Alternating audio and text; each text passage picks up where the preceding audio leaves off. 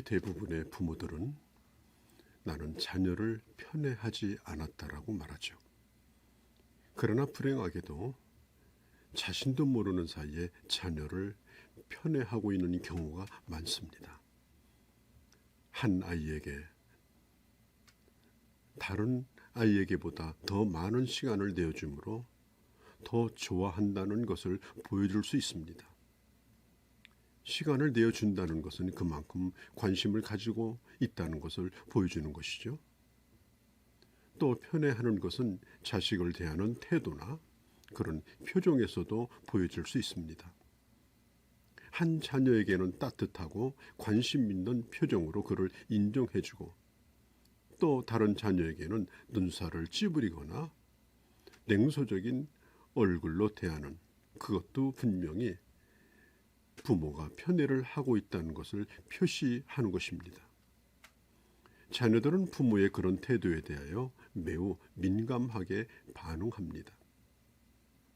한 자녀에게는 두 팔을 벌리거나 또 손을 뻗어서 어깨를 만지작거리거나 두드리는데, 한 자녀에게는 단순히 팔짱을 끼거나 손을 잡는 정도로 지나칩니다.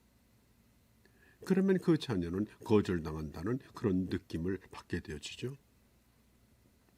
편애한다는 표시는 부모가 쓰고 있는 말과 또 말투, 그런 표정을 통해서 나타나죠. 한 자녀에게는 정말 잘해서 성적이 그렇게 좋아졌다니 참 기쁘구나 라고 하죠. 그리고 다른 자녀에게는 아주 언짢은 표정으로 내가 방 청소하라고 3번이나 말했지? 아까 말했는데 왜 청소하지 않지? 나도 이제 지쳤다라고 그렇게 말합니다. 그 쓰는 말투 또 말씨, 그것이 편애를 하는지를 가장 잘 드러내주는 그런 사인이기도 합니다. 어머니가 한 자녀에게는 잘했어, 고맙다, 네가 사랑스럽다, 너 같은 자식이 있어서 나는 얼마나 기쁜지 모른다, 그렇게 말하죠.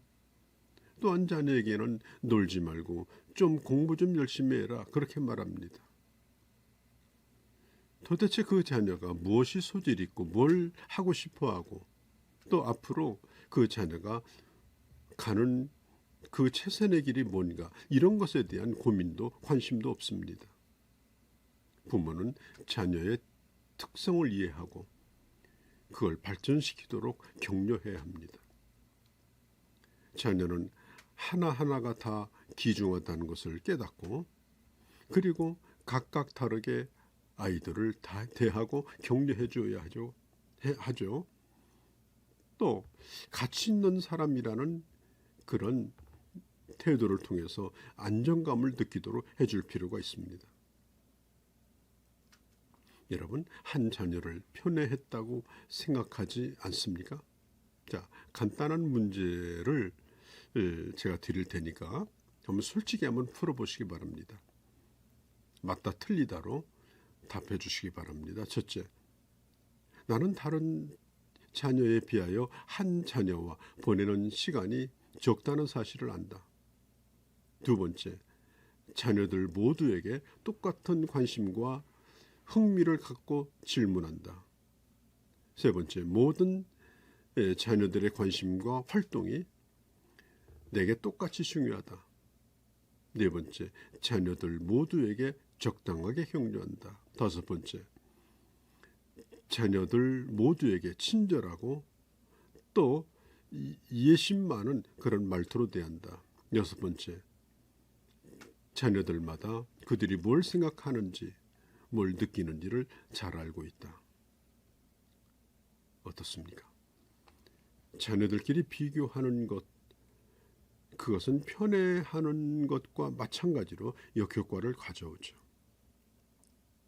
형제를 비교하는 것과 편애하는 것은 형제자매 사이에 불공평하고 또 파괴적인 그런 경쟁을 조장하는 그런 경우가 있습니다. 너는 왜 네 언니처럼 단정하지 못하니? 네가 네 형의 반절만큼만 닮았어도 너는 중간이라도 갈 거다. 부모들은 아주 노골적으로 그렇게 자녀를 비교하지는 않습니다. 그러나 아주 교묘하게 드러나지 않게 은연중에 비교하는 경우가 적지 않습니다. 사실 많은 부모들은 아이들을 놓고 서로 비교하는 일을 하고 있습니다. 실제로 그렇게 하면서도 격려하고 있다고 착각하죠. 자, 예를 들면 엄마가 딸한테 이렇게 말할 수 있습니다. 네가 피아노를 배우면 네 언니가 네 나이에 한 것보다 분명히 더 잘할 수 있을 거야. 아니면 아버지가 아들에게 이렇게 말할 수도 있죠. 내 형이 내 나이였을 때는 네가 지금 하는 정도로 잘하진 못했어. 자, 언니보다 더 잘할 것이라는 이야기를 들은 여자아이는 이렇게 생각할 겁니다. 하지만 내가 그만큼 못하면 내 부모는 다른 형제와 나를 비교해서 나를 비난할 거다. 벌써 생각을 그렇게 하죠. 모든 것을 다른 형제보다 잘할 수 없습니다. 형제는 비교 대상이거나 경쟁 대상이 결코 아닙니다. 형제는 누가 누구보다 더 잘하건 못하건 한 형제이며 한 핏줄입니다. 그래서 자꾸 비교하고 경쟁을 시킨다면 그때부터는 형제 우애가 아니라 꼭 이겨야 하는, 경쟁해야 하는 적수가 되는 겁니다. 또 아무리 따라갈 수 없는 탁월한 형제를 미워합니다. 서로 경쟁자로 보고 겨루고 갖가지의 그런 경쟁심들이 언젠가는 장성에서 밖으로 나오게 되는 겁니다. 부모는 분명히 자녀를 격려해야 합니다. 칭찬하는 것이 나쁜 것이 아닙니다. 칭찬과 격려는 아이를 소중한 가치다라고 하는 것을 보여주는 그런 보약과 같은 겁니다. 잘하고 있을 때 칭찬도 필요합니다. 그러나 일이 안 되고 있을 때 격려는 더욱 필요합니다. 격려가 자녀가 무엇을 잘하건 못하건 간에 부모가 자녀를 사랑하고 있는 것, 또 소중한 가치라고 하는 것을 알려주는 아주 좋은 표시가 되는 겁니다. 아버지가 야구를 하고 있는 아들에게 홈런을 친 그 아들에게 이렇게 말합니다. 야, 대단한 경기다. 네가 최고다. 나는 네가 자랑스럽다. 자, 이렇게 하면 이 아버지가 그 아들이 한 일을 그저 칭찬하고 있는 겁니다. 자, 그럼 칭찬 대신에 격려가 필요할 때는 언제일까요? 무안타에 이번에도 삼진을 당하고 돌아오는 아들을 향해서 무슨 말을 해주면 좋을까요? 부모들은 아이를 격려하는 법에 대해서 배워야 합니다. 그럴 때는 결과보다 노력한 과정, 또 최선을 다하는 그런 태도를 인정해주고 칭찬해줘야 합니다. 그래서 그 자녀가 자기 자신에 대하여 좋은 느낌을 갖도록 그렇게 해야 합니다. 잘했기 때문에 부모가 나를 받아주는 것이 아니라 어떤 경우에도 부모는 나를 소중한 사람으로 생각한다. 이제 그런 생각을 가지는 거죠. 아마 이런 말이 필요할 겁니다. 아주 잘했어. 너는 지금 많이 좋아지고 있어. 너는 지금 많은 걸 배우고 있는 중이야. 너는 지금 그것을 아주 빨리 익히고 있어. 한 번 더 하면 잘할 수 있을 거야. 뭐 이런 이야기겠죠. 또 내가 이 일을 하고 있는 것을 보니 참 대견하다. 이 결과가 비록 칭찬받을 만한 일이 아니랄지라도 그 결과를 가지고 비난하거나 낙심케 하기보다는 이 격려하는 것이 매우 중요합니다. 그렇게 할 때 자녀들은 자신이 실패하건 성공하건 결코 편애하지 않는다, 이런 생각을 가지게 되죠. 우리가 살고 있는 이 세상은 경쟁사입니다. 흔히 말하기를 선의의 경쟁이라는 말도 쓰게 되죠. 어떤 분은 성경에 나타난 경기의 원리를 경쟁의 원리로 풀려고 합니다.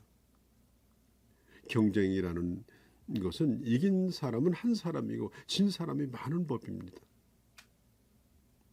진 사람이 얼마나 노력하고 얼마나 애썼는가에 관심이 없습니다. 모든 초점은 이긴 사람에게 모아지는 것입니다. 예수님이 우리에게 가르쳐 주시려고 한 것은 경쟁의 원리가 아닙니다. 자기에게 주어진 코스, 자기에게 주어진 그 트랙을 얼마나 최선을 다해서 자기에 주어진 힘 한눈에서 잘 뛰었느냐, 그걸 가르쳐 주는 겁니다. 하나님이 주신 달란트를 가지고 얼마나 많이 그것을 남겼느냐, 그게 중요한 것이지 얼마나 많이 받았느냐, 그게 중요한 것이 아닙니다.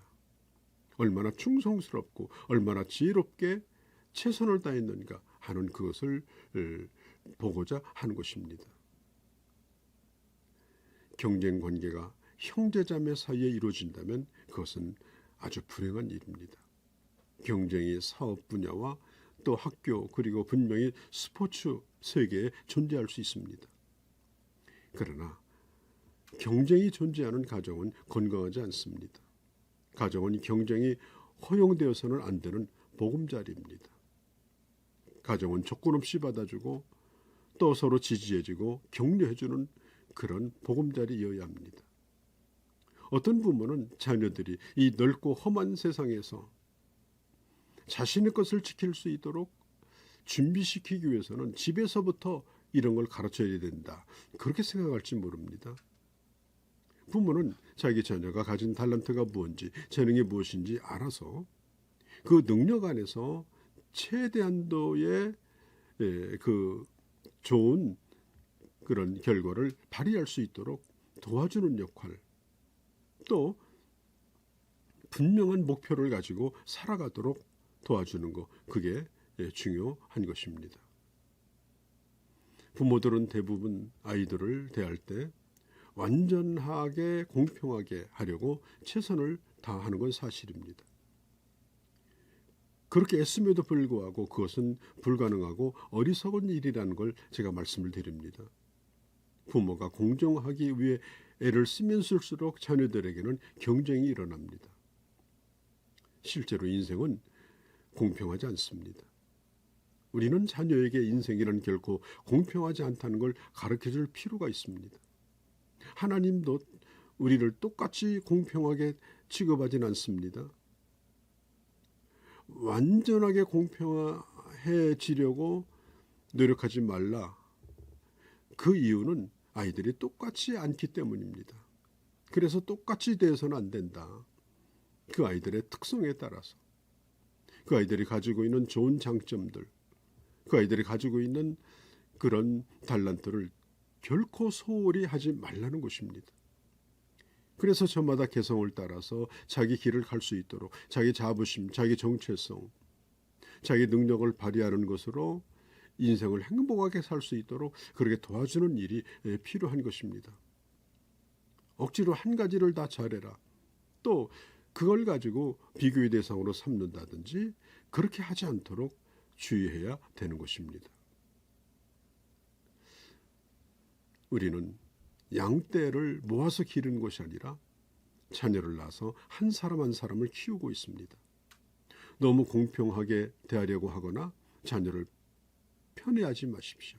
자녀 하나하나를 격려하고 그들을 가장 귀한 존재로 키우시고, 그래서 하나님 이 땅에 보내신 가장 가치 있고 아름다운 그런 삶을 살 수 있도록 도와주는 그런 지혜로운 부모님들이 되어주시기를 바랍니다.